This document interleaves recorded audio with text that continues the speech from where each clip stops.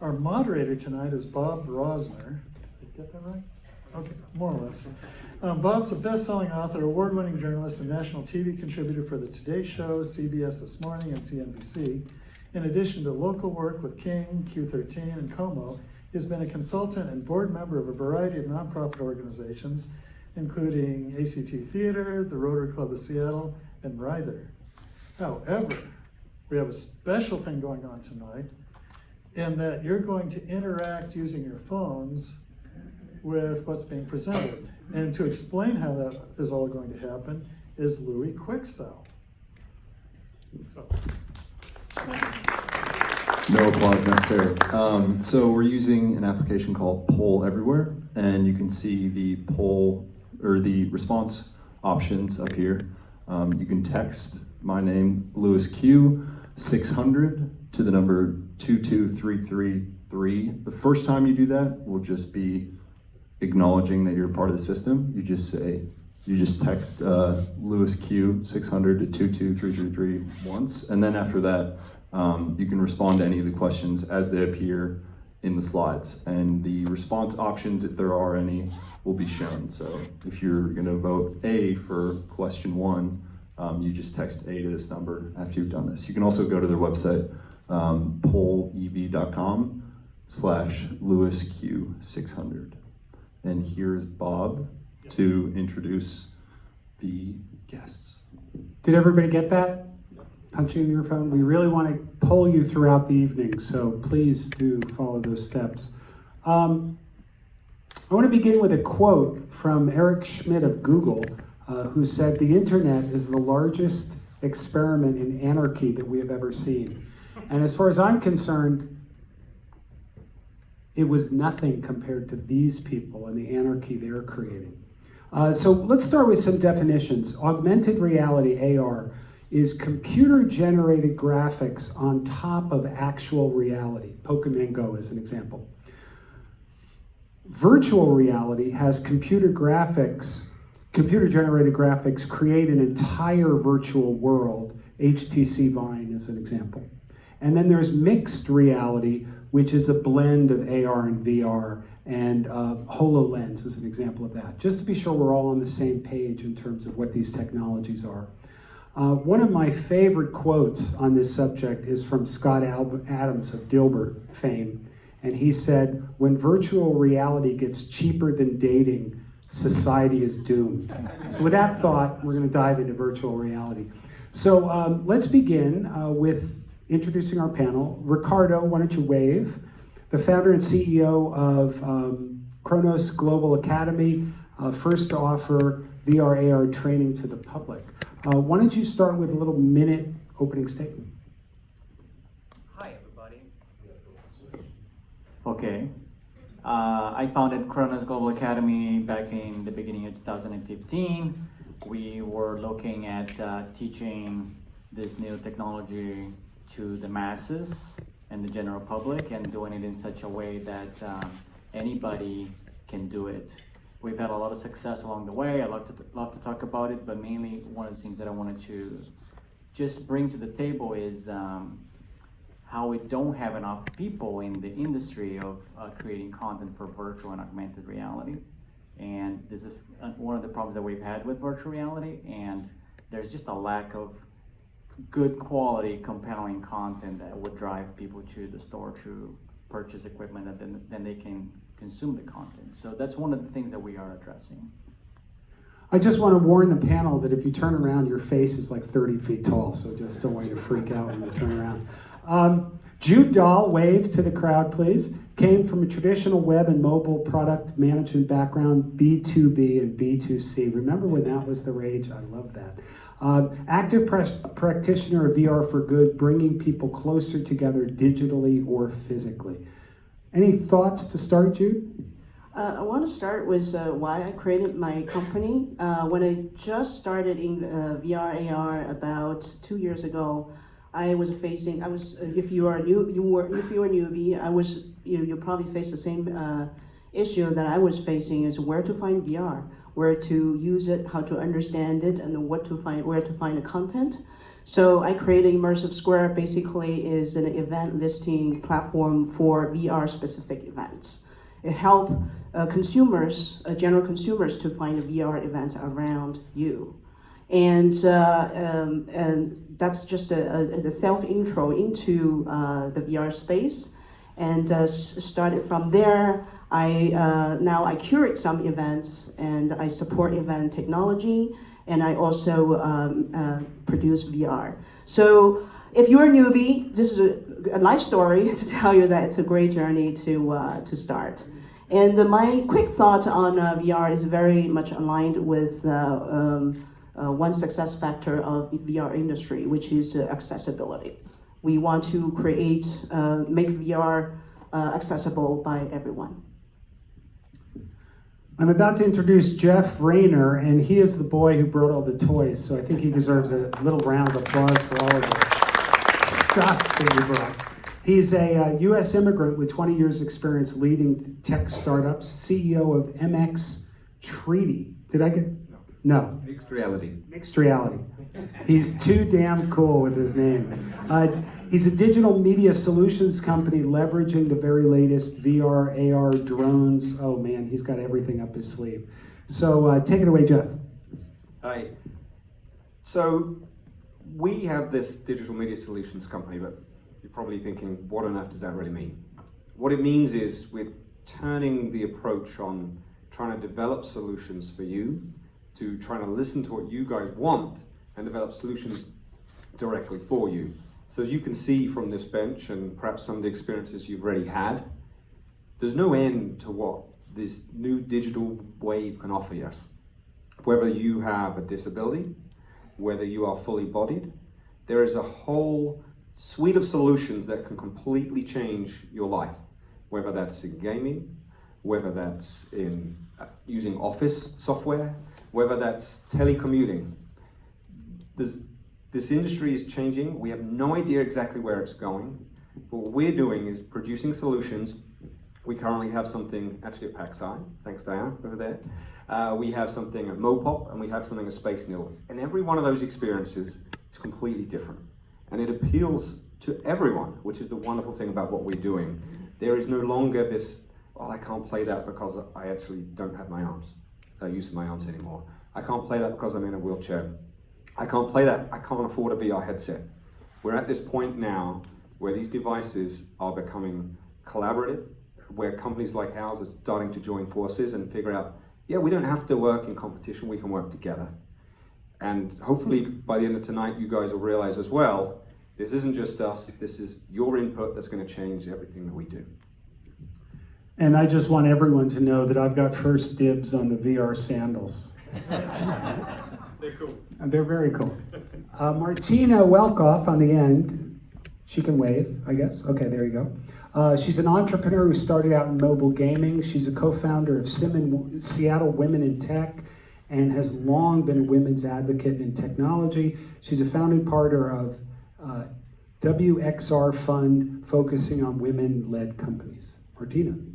Thank you. Yeah, I love that inclusion is a theme throughout these introductions, and accessibility, and talking about how we want to get more people involved in the industry, because that's very much the thrust of my work and a big part of why I'm so passionate about XR and the opportunities therein. I firmly believe it's the most transformative computing paradigm we've experienced yet. It's more powerful and also more vulnerable than any other kind of digital interface and interaction that we've had available to us prior to this point in history. And so I think it's absolutely imperative that we have, I oftentimes say it's an all hands on deck situation, and we need people with different perspectives and different backgrounds and different voices in the room deciding how these products are made and contributing to what that future is going to look like. And so that's really what I'm passionate about.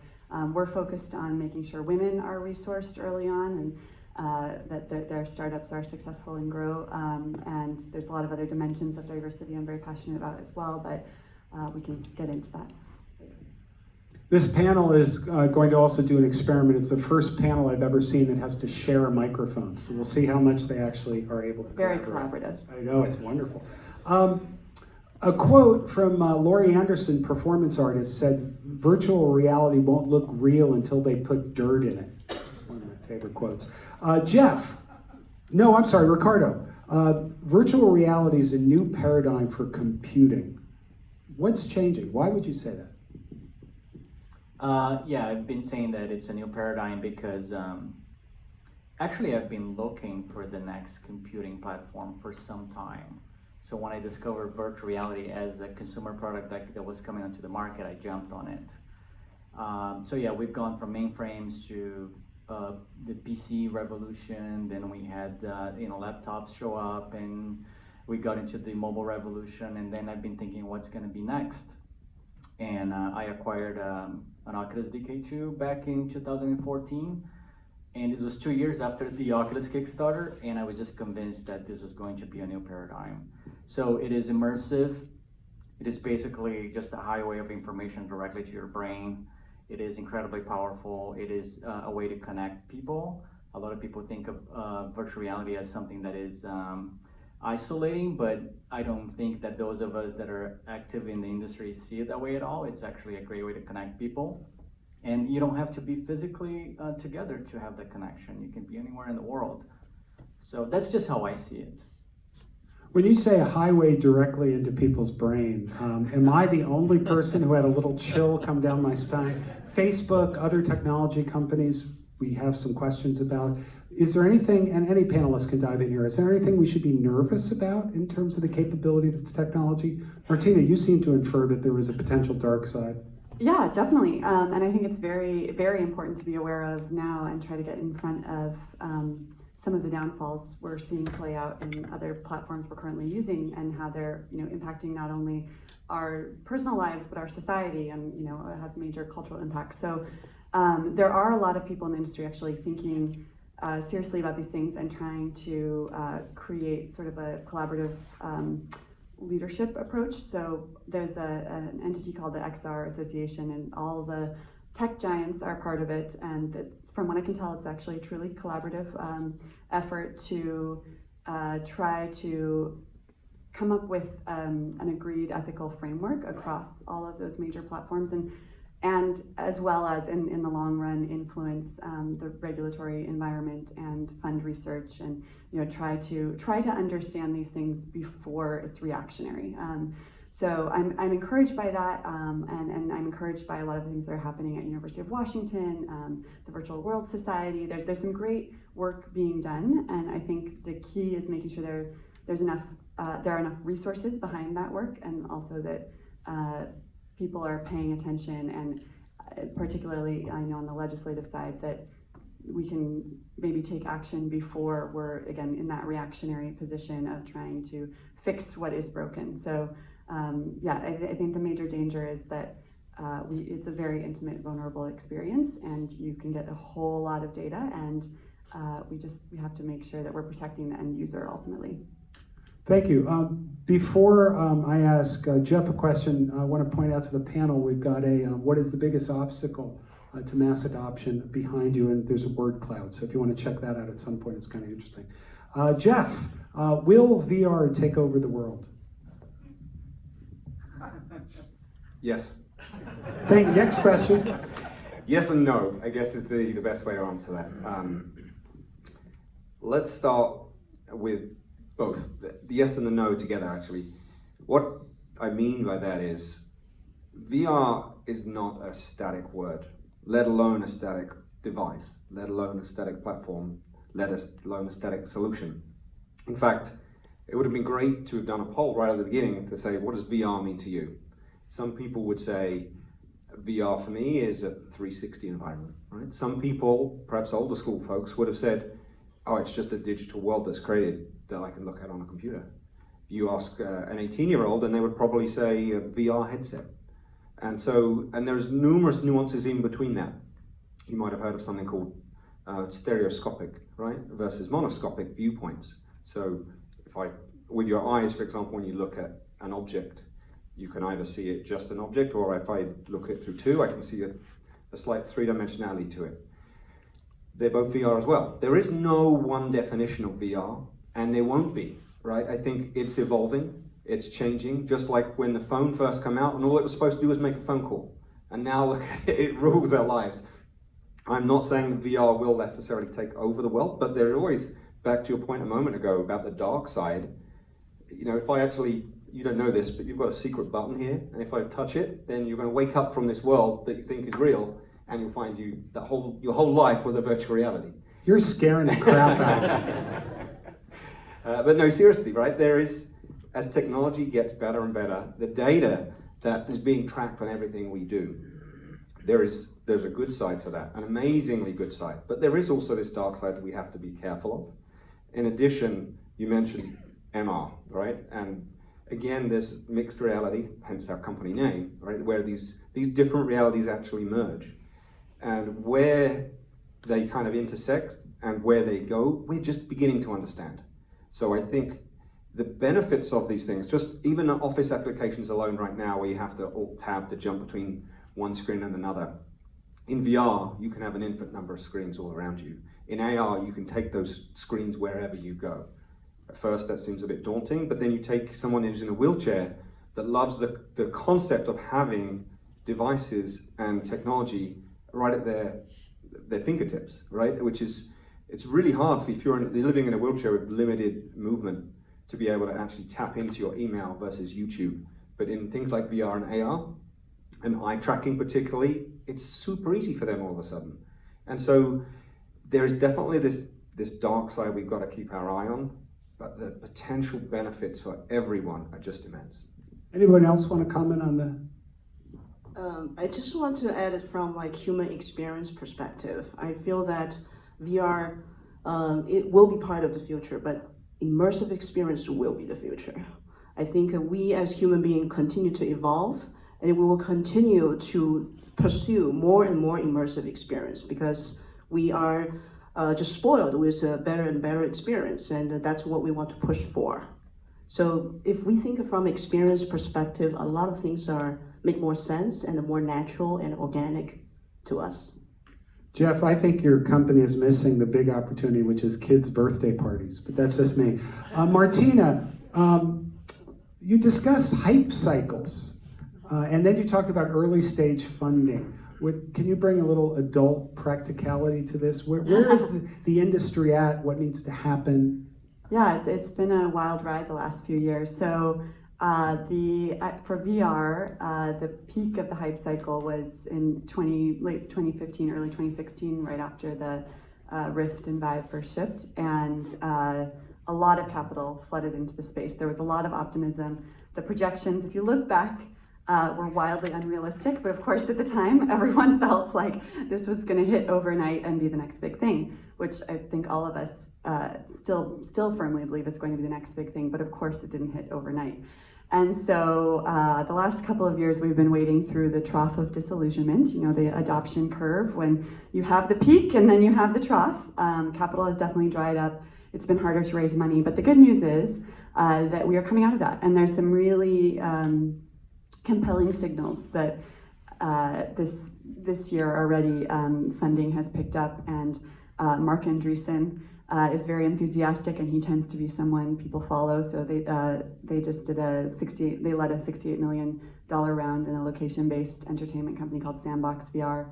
And AR has been great for reviving some venture enthusiasm for the space as well, because of course we have a lot more users who have access to AR, and once ARKit and ARCore became available, a lot of developers started creating some interesting content there. So that's another space that has helped to bolster some of the capital that's available. And we actually saw, when we first started, we started running an accelerator in early 2018, and the first batch of applications was about 70% VR companies, and then the remainder some mix of AR and a little bit of both.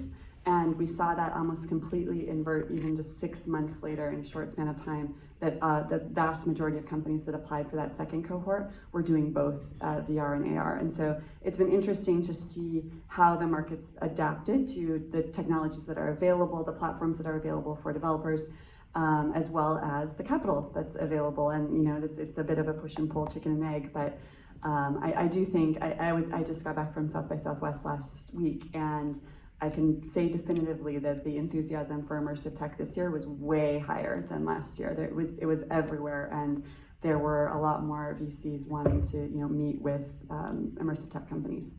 I want to ask this of any panel member. I'm guessing there's at least a few people in the room who have a great idea and they want to start their venture. This is free advice time. Does anybody have free advice for anybody who wants to start an AR/VR venture? I think the biggest thing is just start building. Don't wait. Just start experimenting. Start learning. There's so much to learn, and it's a really exciting, chaotic time. We're all learning together. So I'd say just dive in, get in there.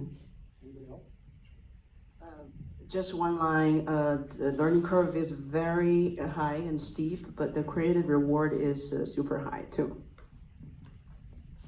And to piggyback off Martina's comment there's more than one burger joint in town, right? If you look at all this tech equipment here, Jude even said to me earlier, she goes, oh, you guys are doing some stuff with smells? Oh, we've considered doing that. And there's another gentleman who was talking to me earlier.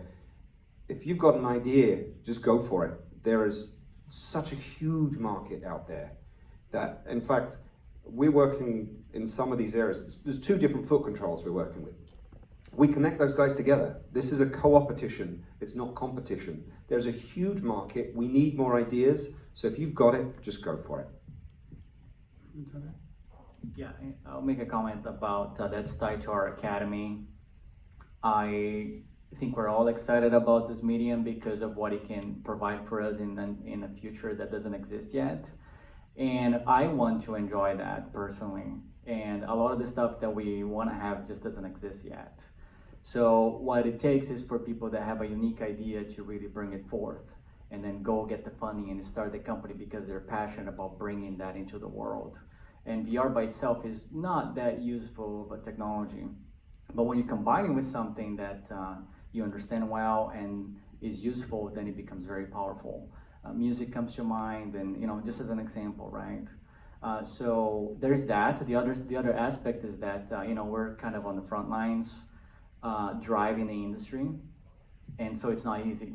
But for me, it's more rewarding than to just sit back and wait that somebody will do the work, so that one day we can enjoy the full potential of this medium. So there's that. It's like I experience that as hard work right now, but it's also very rewarding to just have the satisfaction that we're working with great people and just creating things. Yeah, go for it. Just one more thing as well. Tech, which is actually the real reason we got together originally. Tech for the last 20 years has been very male dominated. And I think everyone would agree, there's no need for that, there's no place for that in society right now. The wonderful thing about these new emerging technologies is there is no bias whatsoever. It's fascinating when I was first approached to join this panel, and I said to my team, several here right now, we had no bias, no thought of bias, but when we look around who comprises that team, we have a very diverse group, and it was completely organic, right? So if there are anyone who has a disability, if there is anyone who's a minority, if there is anyone, irrespective of your sexual preference, I think this is the right time and this is the right industry to get involved, because I think diversity, it's not even looked at, it's just what can you offer? And that's a wonderful time to be in this space.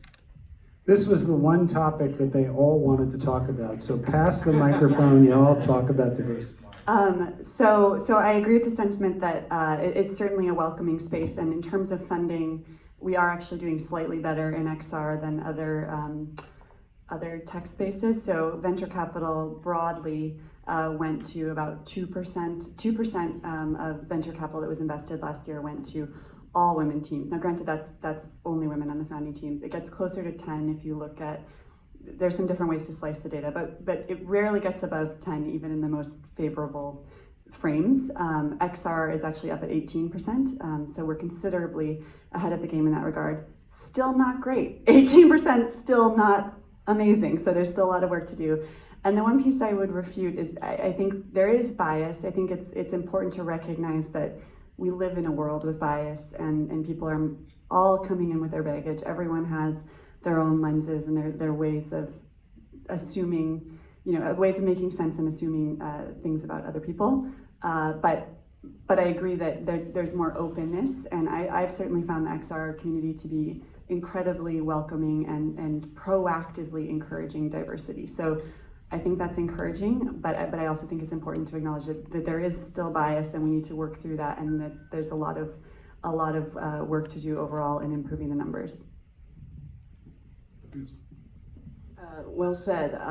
Said what I wanted to say. Just one thing that I wanted to be a little bit specific is when you, as male founders, look at your team, not only the number of the women and the people of color on your team, but also the role, right? The gender role is a very important thing to look into in tech industry.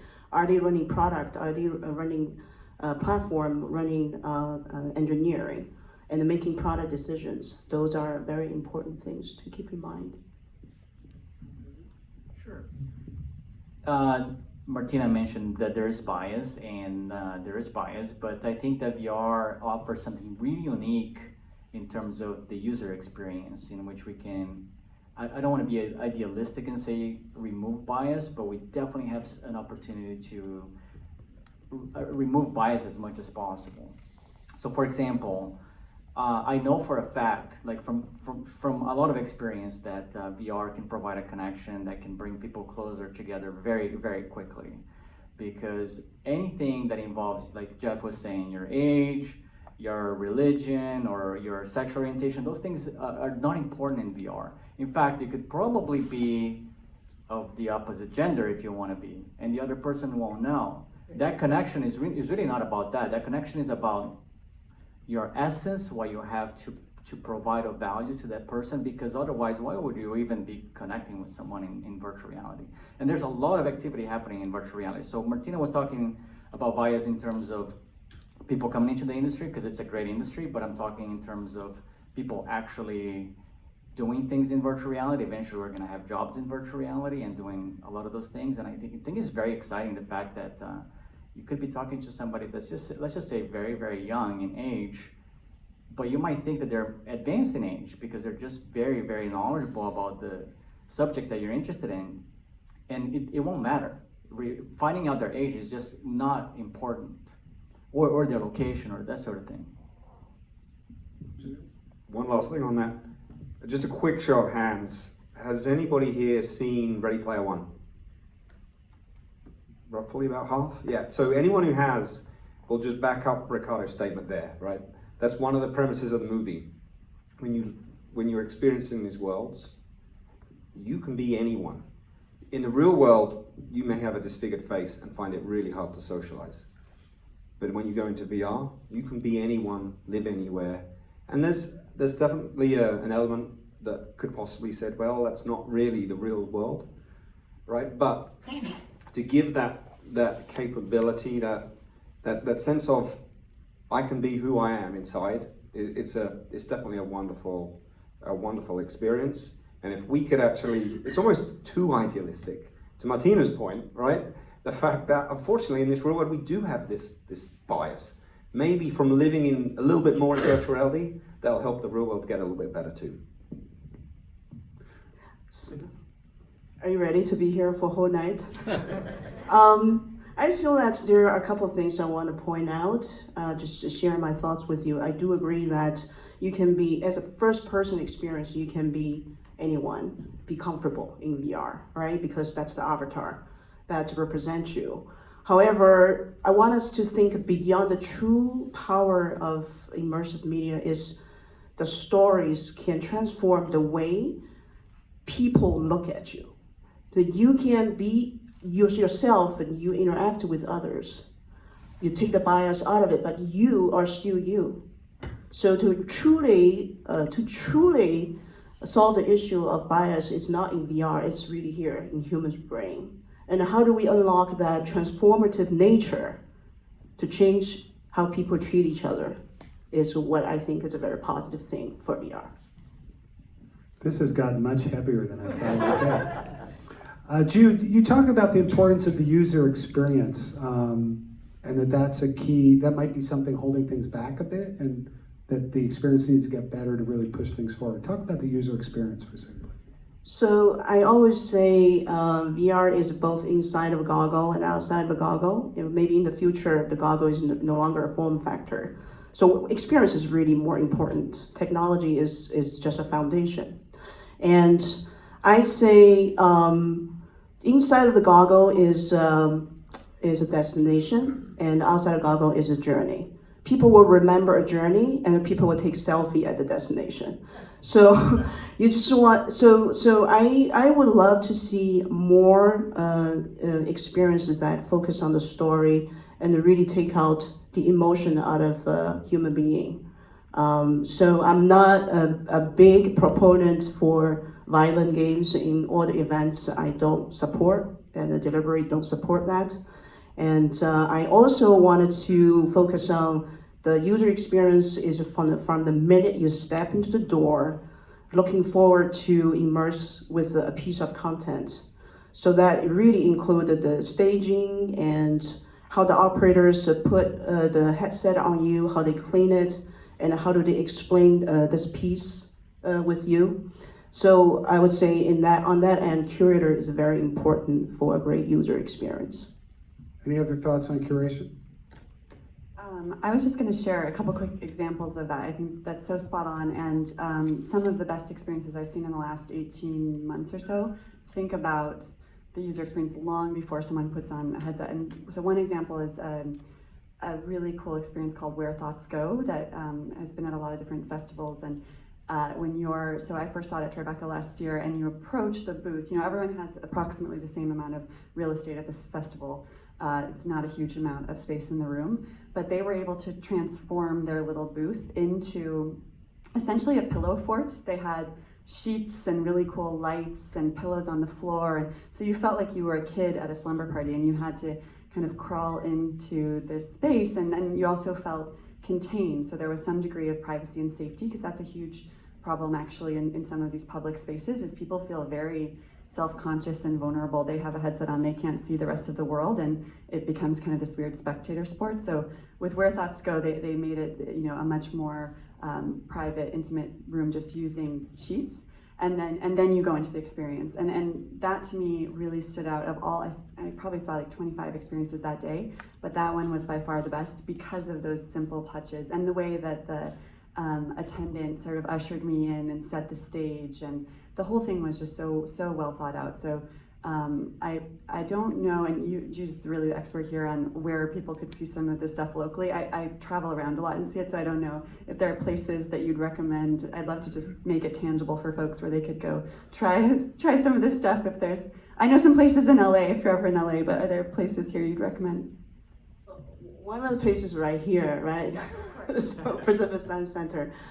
So there are some of the pop-up that I've been seeing. So what's very interesting about those pop-up is they actually integrate stories. So there was a Bauhaus pop-up just last week. So the German foundation actually, they integrated the story about the 1920s architecture story, and they integrated with a VR experience. So think about story combining with the VR experience is very powerful. The question now is about gaming, how to break out of the gaming. The word cloud is kind of interesting, just to tell the panel what's behind them. Here's a great quote. At times we want to escape our polluted reality, not augment it with digital debris. I love that quote.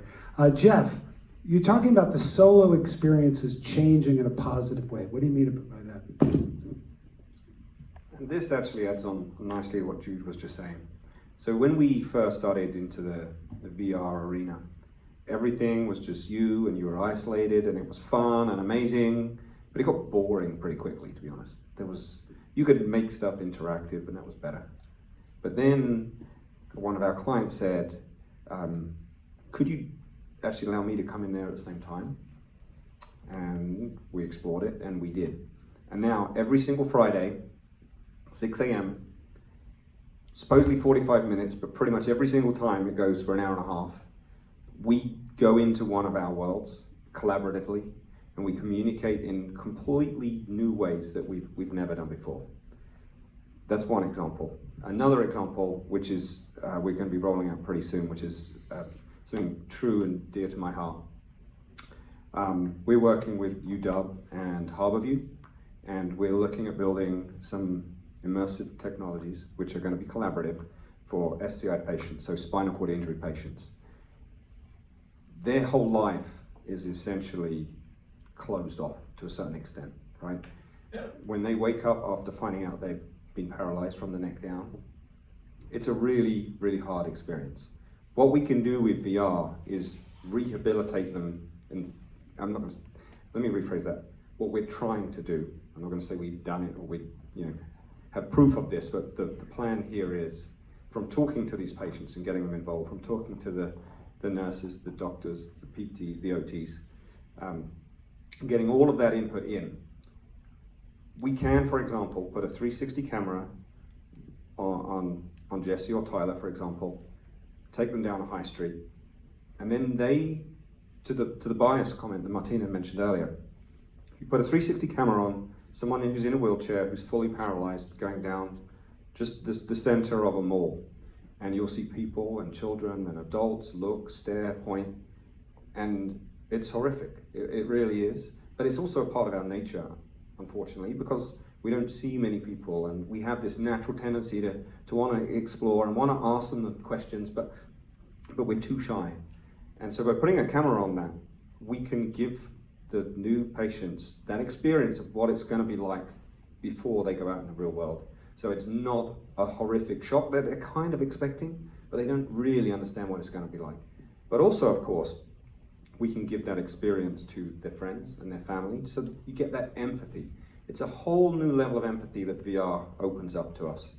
And then taking that experience further, they'll go into an assistive technologies lab, and in there they can put a headset on and be connected with someone who used to be a patient but is now a tutor, who is now at home or on holiday on a beach or wherever they want to be, actually seeing what the other person sees, being in that same room with them despite being potentially thousands of miles away, being there to talk to them, being there to explain what's going on, the nuances that they have.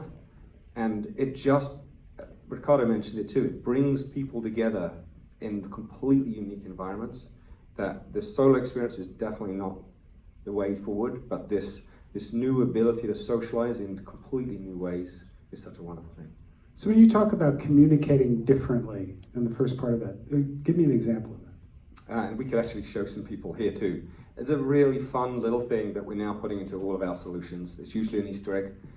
We kind of stumbled on it by accident. Many people here may have heard of something called Tilt Brush, right? Which is this 3D paint thing, which is awesome if you can paint the Titanic in under 3 minutes.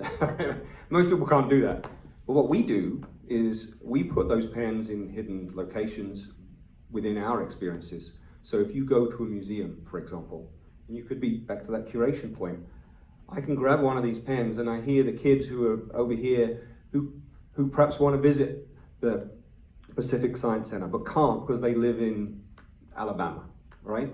But they can in VR now. Now they're in here, and you've got Diana over there who's giving them a curated tour because she can do that in 15 minutes without actually leaving her home now, because we're in the future, we're now really. But then the kids will go, what is this exactly? That looks like a glass bottle or a plastic bottle. How does that work? She could grab one of these pens and she could annotate this, right? She could be drawing in three-dimensionality right in front of us. She could switch that and change it for another object and explain. Because now the full internet of 3D models are at our fingertips too. So now we have this ability to not only become more socially aware, but also to interact in completely new ways that just take the real world and say, this is kind of useless compared to what VR can bring. Okay, I want to begin to open it up also to the audience. So if you show me your hand, I will run up and let you ask a question. So if anybody wants to dive into the question, just show me your hand. It might take me a couple seconds to see it, so bear with me. There's a question here. I want to explore the dark side. My son is in the back, he's 33 or so, he is the dark side, all right? But not as a jest, I mean, 3 people mentioned it. Are we talking about sexting? Are we talking about invasion of personal privacy? Just some simple examples of what the risks are. Do we want to cover your son's ears for this answer, or let him hear it? You don't want to I know more than he does, so. Thank you for sharing. Anybody want to tackle it, go deeper into the dark side? Just an example. Personal privacy, what was it concerned? Yeah, so privacy is definitely part of it. So with VR right now already, and this is only going to continue to be more true over time, we can just measure a lot more about a user than ever before. So there's eye tracking, so you know where people are gazing, you know how long they're interacting with various objects, and so it's great in that it's great for improving products. And one really simple example that's benign, but I think you can kind of start to see where this could go is there was just a project a few months ago released where it was a merchandising study, and they were bringing subjects through, and they had, this was transparent, the subjects knew what was happening, but they were tracking where their eyes went on a shelf, and then they adjusted product displays accordingly. So harmless, great research, very useful, but you can imagine how if the user wasn't aware, if you're just in another experience and everything you do is being tracked without your consent, and suddenly the environment changes, and it gets into this territory where, and we're seeing this in other platforms too. This isn't unique to VR. It's just, I would say, far more intimate in VR, and more that the data is just a lot more robust that you can use to manipulate a user interaction, and so that's where I start getting concerned, is when there isn't transparency and people aren't opting into sharing that data. Then sometimes it can go in a more malicious direction in terms of how people could be manipulated. So that's one example. I think there's some interesting research, and there's more accumulating over time. We're really just beginning to understand some of this, but there's interesting research that indicates that people remember really immersive VR experiences as lived experiences. And I've experienced this anecdotally, where when I first got into the field, I was spending 5+ hours a day in the headset, which is probably not advisable. I wouldn't necessarily suggest that, but I was really excited about it. And I would remember that one person actually who was mentioned earlier in the program, Forrest Skips and I were in the headset together a lot, and then we'd also see each other in person. And I was confusing memories of when we were in a VR experience and in person, which was cool. It was kind of interesting. It was an interesting experiment. But I think when you get into really violent content, there's just a lot we don't know. And so that's part of where I think just applying more resources to research and really understanding if we're exposing people to violent content or certain kinds of sexual content or whatever it might be, what does that mean cognitively? And I think there are just still questions there that need to be researched.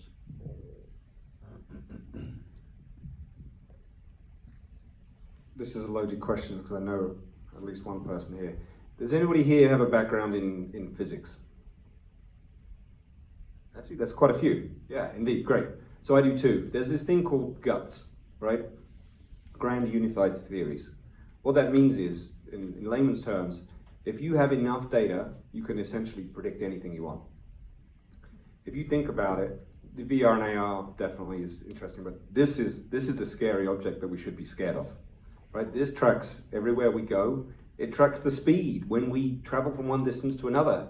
If the police got hold of that, they'd know that you traveled at 75 miles an hour on average. There's so much data being tracked around us that there's a lot of our behaviors that in the future could be turned into experiential models to determine everything from our health side to our personal lives. That's the scary side for me, when your kid is born and right away they know what your chances are of going to jail, right? And there was that movie, what's that movie with Tom Cruise? Minority Report. Minority Report, thank you, right? I mean, that's where we're going. The more and more of this data is out there, the more these things can be predictive. And as everybody knows, these predictive models work overall, but the false positives are the things where that real dark side comes in. You're accused of something that might happen in the future that may actually not happen, but there's enough data to support it saying we don't want to take a risk on you. So there's the old trope that violent video games and violent movies were creating violent people. I don't necessarily buy that. But all of you talked about the line blurring between reality and fantasy. And I'm wondering if this AR/VR industry actually brings that trope a bit to life, that the line blurs. And so talk about the ultimate dark side. Yeah, I'd like to add my bit on this topic. Yes, VR is a unique medium because it's the first time that you have a device that will create a memory that you're gonna retain as having been there and having done that thing. This has never been possible before. This is not possible with video games, for example. So playing a violent video game isn't as visceral and powerful, I would say, as virtual reality, because you really start, you were talking about empathy earlier, right? So there's the other side of empathy, which is that you really start feeling like you're killing human beings. And there's a lot of first-person shooter out there, games. So I would say that VR is pretty dark right now. That's kind of the good news, because I see us going beyond games and beyond the, let's just say, mediocre stuff that we've had, for lack of a better term. We haven't really evolved the human condition yet, but we have the potential to do so.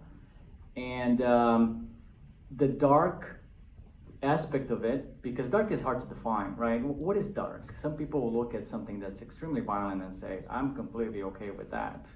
And some people will say, I don't even want to get near that. And we have a lot of that in VR. So dark is hard to define, but I would say that it's something that we already have. In terms of, let's just say, building the next internet, that's how I see this industry. I would say, who here really wants to go backwards, because the internet that we have today has facilitated the exchange of, commerce of illegal drugs and, the children that are sex slaves or whatever, right? Because the internet has definitely facilitated that, money laundering, that sort of a thing. But that's just part of life, and we do have laws, and we do have standards for what's criminal and what's not, and the government can definitely do something about that, as the governments have. So I don't see that as like my problem to solve. But the one thing that I want to add is that absolutely there's going to be a lot more data that's available in terms of your location, your identity, where you're looking, what you're looking at, and I just try to lead by example by bringing great educational content, because people a lot of times don't understand what VR is. VR is still being defined for a lot of people. A lot of people have not experienced around the world. So it's amazing to me that I've had people come to our lab in Seattle years after having an experience in VR, and they say, I didn't know that VR wasn't just games. And that just blows my mind. So I think I look at it the other way. If we get in front of somebody with something educational or something of great taste, like you're describing earlier, Martina, they're gonna think that VR is that, and they're not even gonna think about the dark side of it.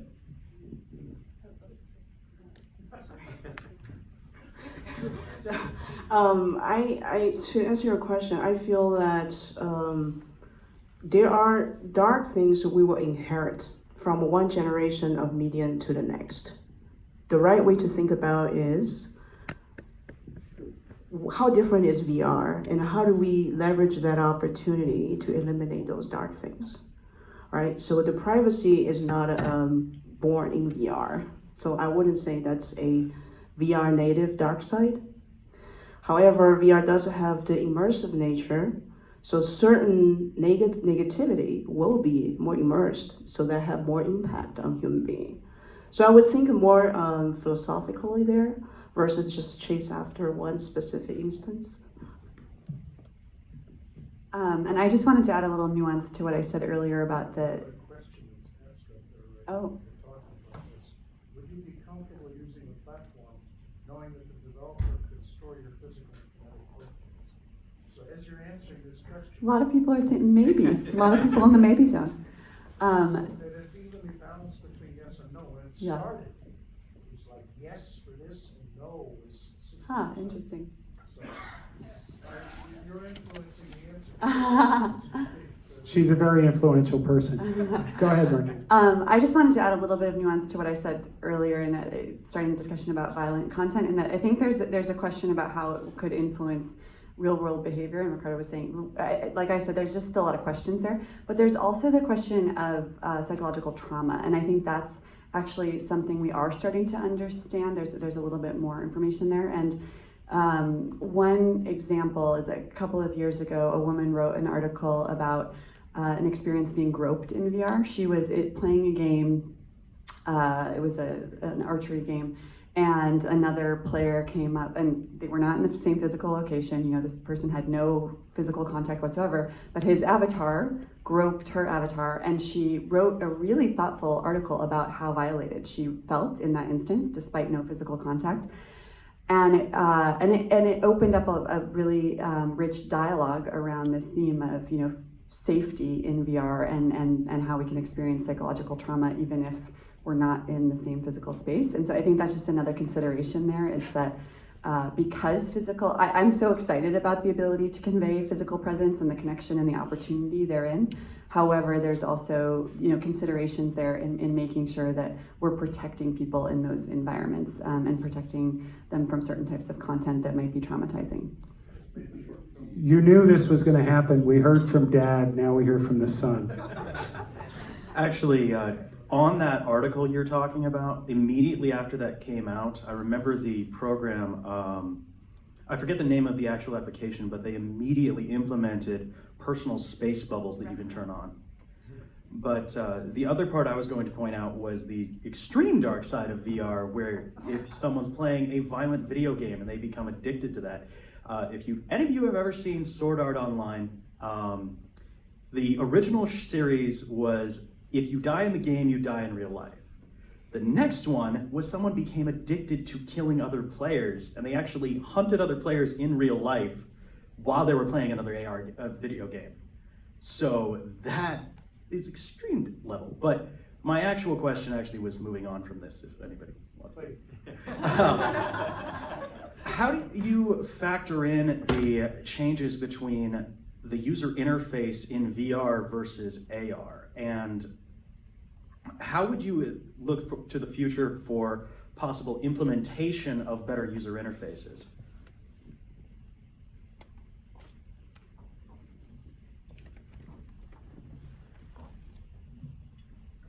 So we can start by talking about the now, and then perhaps we'll go into the future to answer that.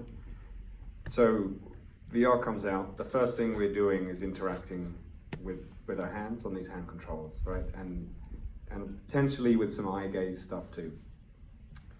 If you actually look over here, all of this stuff I think helps answer where we're going. And this is actually even on NASA right now, they're testing out different haptic solutions with different feedback mechanisms. So rather than have a heads-up display with 200 different things about your blood pressure, your blood sugar, your sweat level, your oxygen level, blah, blah, blah, they actually have little haptic sensors all around their body. And with a little bit of training, they know a certain vibration instantly means, oh, I need a little bit more oxygen here, or my tank's running out, I've got to get back to base, right? These little nuances that we're just starting to better understand of how our body works and how we can integrate these different experiences, these different exo experiences almost, right? That can completely change how we move, how we interact, and how we experience. Jude, talk about game focus versus non-game focus. We seem to be kind of circling that issue. So, I love games, so I think gamification is a very profound engagement tool for any experience. So before I talk about that, I have one more thing kind of along the line, but that will naturally go into the game, non-game. So anyone went to the library sales a couple of days ago? If you cannot find any anthropology books, because I bought them, so that goes into when I look at user interface and user interaction, looking to how historically we've evolved and how do we use our hands, and what is the most intuitive way. So that's one dimension I look at it. And the second dimension is how do we turn it upside down to make something super creative. So that's very much my design thinking when I think about user interface. For an example, I'm blowing a kiss at you, right? So previously, you cannot see my kiss. However, in VR, why don't you visualize that? How about to turn that kiss into a bubble and you can write it and throw back at me? So so this is how I look at user interface is innovation, but in conjunction with our very nature. Anyone else? I'm confused. We have major education needs in terms of society, corporate training programs, there's big budgets. There's our education system, I believe it should have.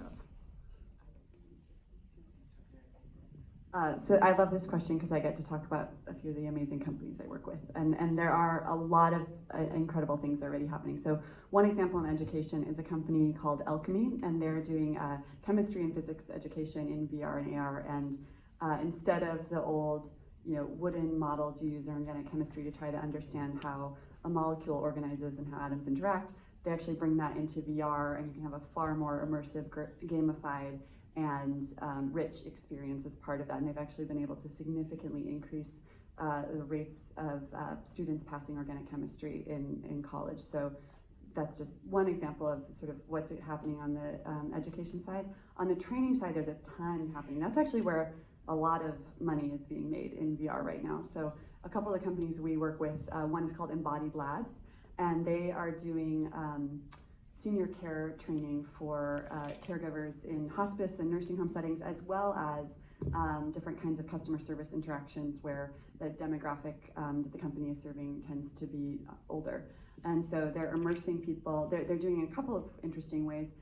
They're doing the provider perspective, so you're put in the shoes of the job you'll be doing and practice that way. But they're also putting you in the patient or client perspective, where you get to understand, maybe, for example, if the patient has had a stroke and has limited vision, they simulate that so that you can kind of go through that experience, and then when you're providing care later to someone suffering from that some limited vision, you have a better sense of, oh, why did they only eat half of their plate? Well, it's because they can't see what's on the other half, and those sorts of things. So yeah, there's a lot happening in both education and training that's very exciting. I could talk all night long, but I'll relinquish the mic.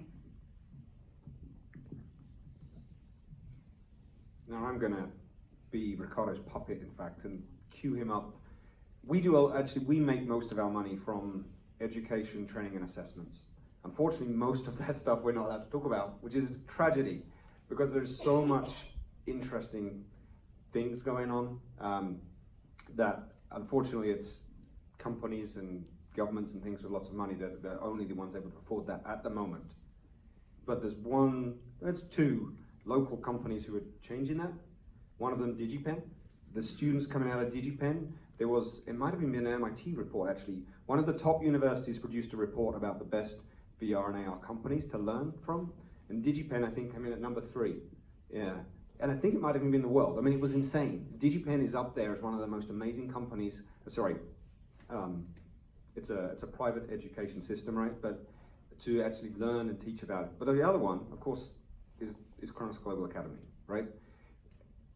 I don't know how many non-full-on schools there are in the world, but there's not many. And we're lucky enough to have one of those companies right here, right in Seattle, because there's a ton of money being pumped into the product side, but very little into, hey, let's build some experiences that we can really leverage and give that to the mass market. And there's people like Ricardo who are trying to change that. The panel is now just sucking up with each other. It's very beautiful. Yeah, Jeff, thank you for that. I wasn't thinking of that, but education is something I'm very passionate about. It's, I think, after food for human beings is probably the most important thing. So education is one of the things that's changing very fast in our world. And I don't have answers right now. We're just addressing it as we see it and as it's changing. But for example, we've come from a time when it was like in my when I was growing up, my dad would say, get a job, get good grades, and climb the corporate ladder. Now, I'm from Brazil, right? So in Brazil, there's actually an additional requirement, which is learn English, which is the universal language for business, right? If you do those things, you're gonna do really well in life.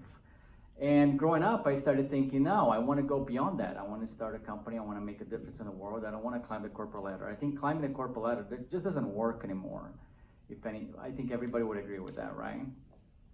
So it's kind of an old thinking that worked for a time because things evolved very slowly 40 years ago, 50 years ago. So it was common to see people that would, start working for a company and stay there all their life. And this is not common anymore. However, I will point out that I've noticed that this does happen at Boeing, which is a large employer here that we've been working with. And I'm just amazed to see that some people have been there for 34 years. However, that's very unusual.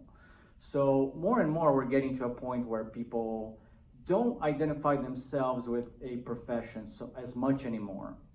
In other words, people have been doing 2-3 different professions in their life. So this requires faster training, and getting a 4-year degree can really be part of the equation, because if you're going to be doing 3 or 4 different professions, that means you'd be getting 16 years in just higher education, and that's just not practical. Now, I'm not even getting into high technology, because when you get into the fields that we're in, 4 years is just a lot of time. We can't even imagine the world in 4 years from now. So getting a degree to let's just say, be an employee in a VR company just doesn't even apply as I see it. So I'm addressing that by coming up with, like, our goal, the goal of our organization is to train people as fast as we can. We're not a school, so we don't have a 2-year program or a 4-year program trying to keep people there learning humanities or what have you. It's like, how fast can you become a VR developer? And so we've experimented with a lot of different people. We've had hundreds of students. We've worked with people. We worked with the city of Seattle that sponsored a group of students that had no IT background. We figured out how many hours it took. It's more than twice as long than the typical, engineer that we have in our area that already are used to working with computers and, more than 8 hours a day. So it's been great and very rewarding. I want to expand beyond teaching people VR, AR development, of course. And that's something that we are doing. So I want to get into an area where we teach people anything, because simulation is the best way to learn anything that you want to learn, short of doing the real thing itself. So that's something that we're doing. Another thing that we're doing that's kind of new is that since I started the organization, I was thinking, bringing people into a setting with a knowledgeable instructor is very powerful, right? Because you can just raise your hand and ask a question, and there's a way that we can teach that's extremely effective. However, we are limited. We're limited by having people here in Seattle that can come into our office. Now we have an office in San Francisco. It's a very high cost to us. It's very difficult to do, but it's just not practical. So obviously the answer is to offer something that people can do in virtual reality. So we have a course coming up in which we are attempting to do that. We're actually using the Big Screen app, and we're gonna see how that goes. We've already done some experimentation, but that's a step towards getting 1 or 2 students from anywhere in the world that wanna be a part of our course, our program, but interacting with the other students, interacting with the instructor. So that's just a little bit about what we're doing. Thanks for the intro, Jeff. I've got a question up here. Yeah. Thank you. So my question is around the safety and ethics. So we have this amazing, cool technology. I love it. And we also talk about how it can help create new experiences around inclusion and diversity and different ways to connect with people. On the flip side, though, we call it immersive technology because you're immersing in a different reality than the real reality, reality itself.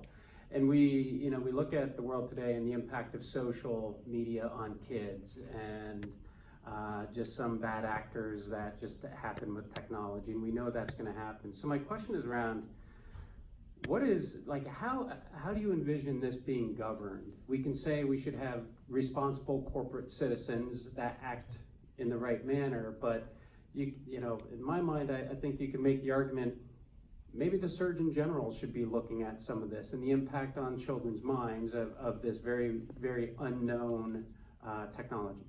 Who's the adult in the room here? I want to, since I'm passing the mic, I'm going to just mention a couple things quickly. I think VR has a great opportunity to self-regulate before all the governance start to be coming from the government, because the reason government needs to govern is the ecosystem does not govern itself very well. So I would say one of my biggest, what I want to advocate for a great experience to begin with is you always want to include the industry expert. So if you are doing a medical app, you do need to include a doctor. If you are doing an education app, why won't you include teacher?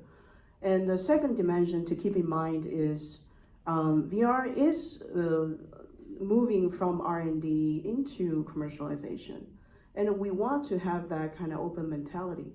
The fact that you are asking those questions is already contributing to it, because we probably didn't ask the right question when social media was just started. So we don't want to repeat that era, right?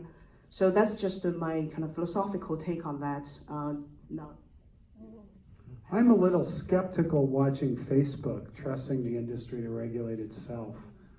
Is there any other solution? Big data, which is the dark side that we spoke about earlier, right? There's a good side and there's a bad side. At the end of the day, I come from a big data background too, right? And there is so much power, so much value in this that we can start to anonymize the data to perhaps try and regulate it and bring in a body that can analyze that data. The trick is ensuring that that data doesn't get misused. If it gets misused, there's a whole heap of trouble. But it's a balance. It's a scale that says how much oversight do we want into our personal lives versus how can we preemptively build that bubble that stops that situation. We don't know that answer, and the only way I think we can ever get there is by keeping this debate open, keeping people being able to put their hand up and say, I've just felt violated in that experience. I think the biggest problem we do face, though, it is so new that who would have thought that was even a problem when it first came out? And now it's so obvious, but there's a whole host of those kind of problems that we're going to come to. But I think collaboratively, again, that's where the power comes in. We figure out a body that we can report this and we can figure out ways to do it. And then it's a matter of working with typically the bigger companies that supply some of these solutions and the products themselves to actually build in things like these bubbles straight out of the gate. Anybody else? Another question up here? Do you want to dive in? We can go on to the next one. Yeah, a lot of what we're talking about is what I would consider the positive applications of virtual reality, education, experiential, camaraderie, what have you. But I'm also very concerned about where I think the earliest uses of VR will be, and that will be to displace more customer care and customer services positions. I think there's just an incredibly enormous number of people who are going to be losing the ability to work because so much of the retail experience, the customer servicing experience can be put into algorithms and driven by cloud, and you get the avatar that you prefer to communicate with. I mean, I'm sure we're all right now, in the last several years, you can't call customer care without going through 5-10 minutes of the old VR, voice recognition. And they keep you in the queue and they do everything they need. And then finally, you speak to a human being. And I'm very troubled that I think before you see VR augmented teaching, you're going to see VR augmented Nordstroms and Amazon, and you don't need as many sales clerks. And I don't know where all those tens of millions of people will go. You may have 10,000 people coding, but they could be displacing 10 million people with those positions. Any thoughts? Yeah, I think this is where it could get really interesting with creating new virtual economies and new ways of, so taking those people who were previously in customer service roles or a whole plethora of other types of roles that will likely, with combination of AI and XR, no longer be as relevant, and creating new opportunities to create value. And so one version of that, which may sound dystopian or utopian depending on your perspective, is essentially a gamified economy where people are playing different or interacting in different ways. It doesn't necessarily have to be a game, but they're interacting in some way in a virtual environment that provides value, usually through data, to a company in some way, and they're compensated for that. And what I like about that model, and there's so many ways that could manifest, I realize that's ambiguous, but just the basic framework of virtual transactions, virtual interactions, creating some kind of new purpose and job and compensation for someone, is that what I like about it is that that's already happening all the time. Of course, we're all creating value for companies with every click, every page view, all of these things. But there are systems emerging now where there's more transparency and ability for the end user to claim that value.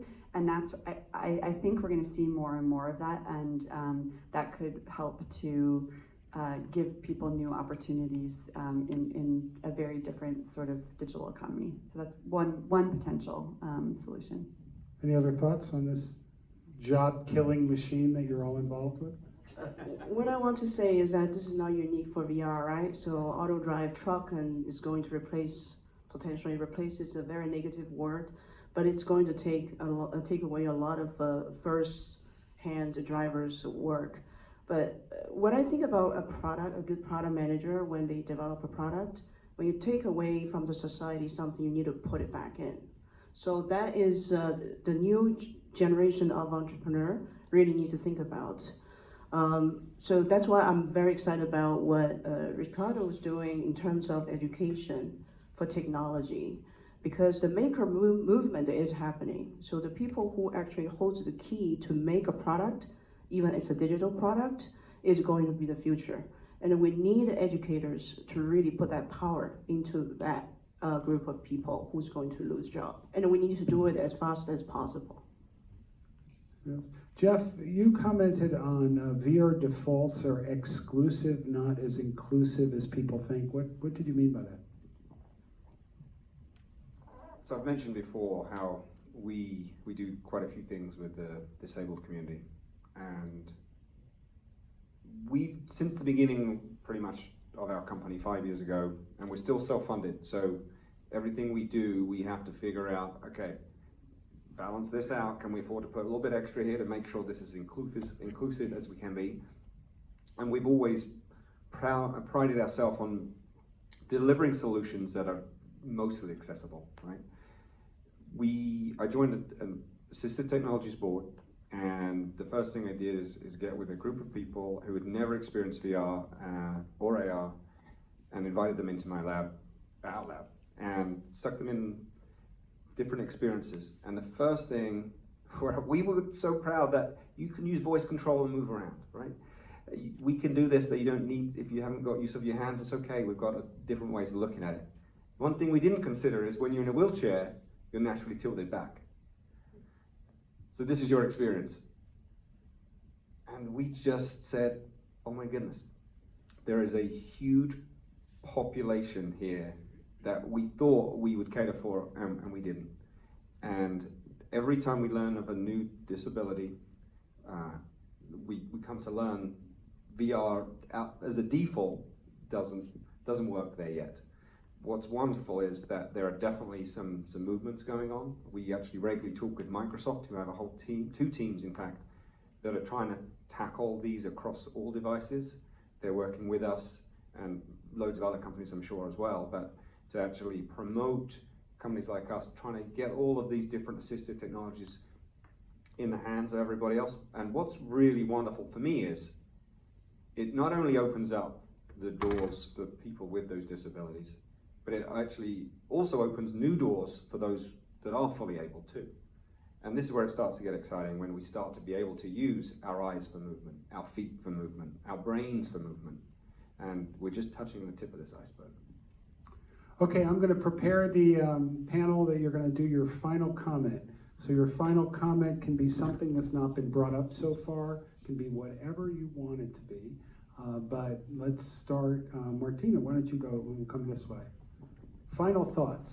I didn't have any chance to prepare. Well, I would just say that I appreciate that the conversation sort of dove deep into the darker aspects, what we talked a bit about. But I do want to reiterate that there's huge opportunity, and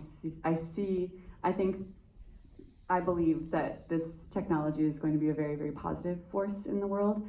But I think the way we need to make that happen is for more people to contribute. So that, kind of back to the solution side of thinking, and to Jeff's earlier point about not knowing what you don't know, and if we have more people in the room, we're going to find some of those gaps faster, and we're going to be able to get in front of some of the things we might not otherwise see if everyone was thinking the same way. So I just wanted to end on a slightly more optimistic note. I feel like I was a little Debbie Downer tonight. I didn't mean to be, but as much as it's important, I definitely believe in being aware of the downside, but I really do think this is a tremendous force for good. I want to share a thought that is around the question that the last gentleman asked, which I've been thinking about how to answer. And it has to do with, I see the world changing and changing very fast, and I don't see a way to fight what we may call progress. And I am not interested in trying to be idealistic about something that I think is inevitable. So one of the things that I'm talking about is actually the results of automation that we're seeing that are going to be very big in the near future. I think that there are technologies that are very mature right now that for some reason haven't been brought to market, but inevitably they're going to, because they're going to save companies a lot of money. Self-driving vehicles come to mind as one of the things. Robots are very advanced now. And so I think that we are going to have, we're going to be facing a time when a lot of people their jobs are just, what they've been doing is obsolete. It's not necessary anymore because a robot can do it better and cheaper. What I would like to see is a platform where people can go and learn a new trade and create anything they want to create. And I also don't want to see us losing the human touch. So you had mentioned something that had to do with service, right? And if people gain something from that human interaction when they're getting service from a real human being, I don't think that has to go away. And VR doesn't have to make that go away. But that's about it. So for things that we haven't covered, I would say, I'm a big on writing stories and telling a story through VR as a transformative medium. And I would say, think about how that can change the gender bias or a role bias, right? Or any of the bias towards a certain group of people by building characters that is different from what we have been historically built. Why we always see mom in the kitchen? Why we cannot build a character that is not a mom in the kitchen? So why we always see an avatar of AI assistant is always a female? How do we change that? And it's just really a good opportunity for us to start something new and creative as well. We've been same for 400 years or even more. VR is really a great place for us to disrupt that. So to wrap it up, from my perspective, I'll use an acronym of ACE, ACE, which is adapt, collaborate, and experience. And what I mean by that is there is this dark side. What we find is whenever these arguments come out, we learn, we adapt. Amazon comes out and it's going to knock every single mall out of business. And to be fair, it has knocked out a lot of malls and a lot of shops. But there's a reason for that, and that's because people prefer that experience. And if they didn't, Amazon would die out and the shops would come back. And maybe that will happen. I can't predict the future. But what happens is we adapt and different businesses start up and the economy changes. So I'm definitely a believer in that as an evolutionary species, we are amazing at adapting and creating new jobs. We don't know where it's going, but it's going to be interesting to find out. On the collaboration side, we're part of the Mars Society, and I don't know if you guys are aware of that. This is an incredible society that's trying to send 100 people to Mars, right? Or a group of people to Mars, I'd say 100, don't know exactly the number right now. We're going to send a load of people to Mars. We're building the base of what's going to happen on Mars, on Earth, in VR. So you could be anyone, anywhere throughout the world and get to learn what that base camp's going to be like on Mars. And we're going to build that. We've built that already to a certain extent. And over the next 7 years, as different probes go, they're going to pick up more and more data. They're going to bring it back to us, and we're going to change out our current surface, which is actually based off of partly from Utah and partly from Mars, and we're going to replace it with the actual textures of Mars itself, so that people can be trained here before they go there. And this is going to be completely open source, and everybody's going to be able to experience it and improve upon it. And that collaboration, I think, is definitely crucial for the success of the industry and as a species. The last part is experience. Hands up here if you've never experienced the VR before. Actually, like, put a headset on. It's actually, I don't know if people are being shy or not, but this is one of the... Somebody put a headset on that guy. The most amazing thing with VR is you can see it on a screen, but until you put that headset on, you have no idea of how immersive that is. So my leaving comment would be, if you get a chance, try it. A great quote that I came across, virtual reality is a plausible explanation for the abundance of virtual people running around these days. I just love that thought. I want to compliment the panel. You didn't have your personal bubble. We took some shots at you, and you responded very well. I thought you brought this topic to life very well. You were very open. I thought we covered a lot of ground. So could we have a semi-raucous round of applause for the panel? In closing, we want to thank the MIT Enterprise Forum. They have programs every Wednesday, every month, so check out the email that you got this from, Town Hall, all the other sponsors. Thank you very much. And this was a great conversation. I appreciate everybody participating. Thanks all.